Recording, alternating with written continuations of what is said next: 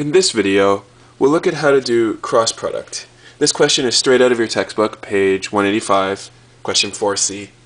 And it asks to do the cross product to find a vector perpendicular to each of the following pairs of vectors. So our two vectors are 2, -1, 3, and 1, 4, -2. And at the end, we'll check our answer using the dot product. So two things to do here. One, do the cross product, get our vector that's perpendicular to both.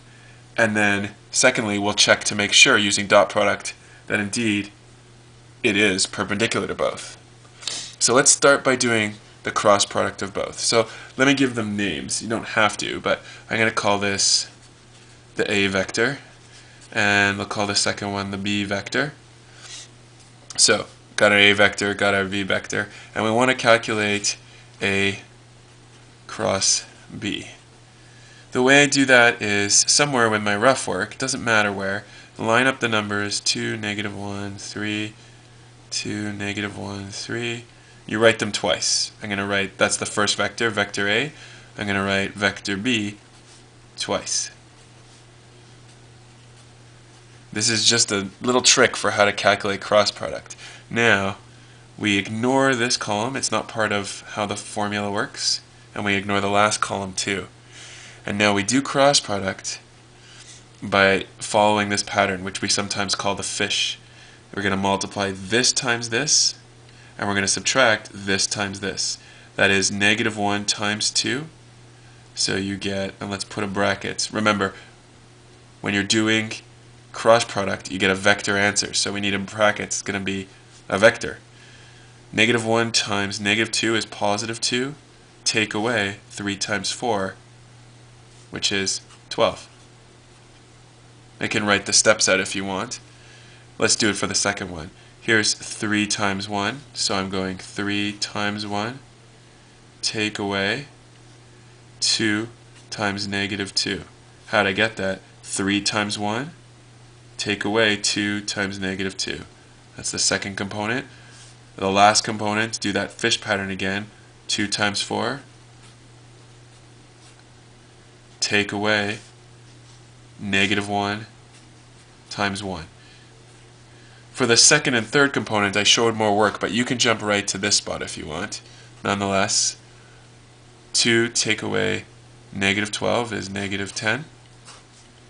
3 times 1 minus 2 times -2. Again, you can show multiple steps if you want, but I'm going to do this all in my head. 3 times 1 is 3, minus 2 times -2 is +4, so you get 3 plus 4, which is 7. And finally, 2 times 4 is 8, and then minus times -1 times 1, which is going to give you +1. So what's 8 plus 1? 9. So we have a vector, according to cross product, that's perpendicular to both A and B. Well, let's check. I mean, we're pretty sure because that's how cross product works, but let's check.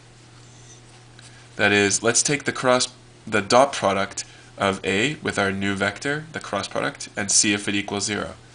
So let's go 2 times -1, 2 comma -1 comma 3, and dot product that with our new vector. If they are indeed perpendicular, we'll know because we'll get a dot product of 0. Well, let's find out. 2 times -10, and you get -20. -1 times 7. Oh, and no comma there. Need my trusty eraser, which luckily I have on the end of my pencil. -1 times 7, -7.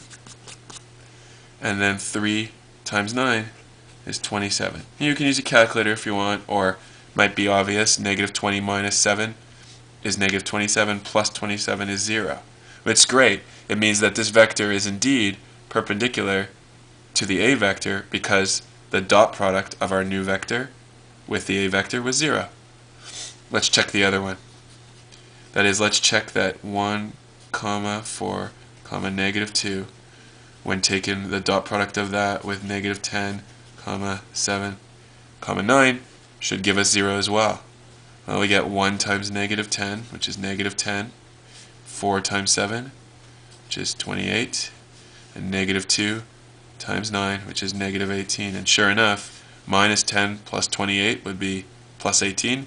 Take away 18, give 0. And therefore, we're confident that our cross product worked.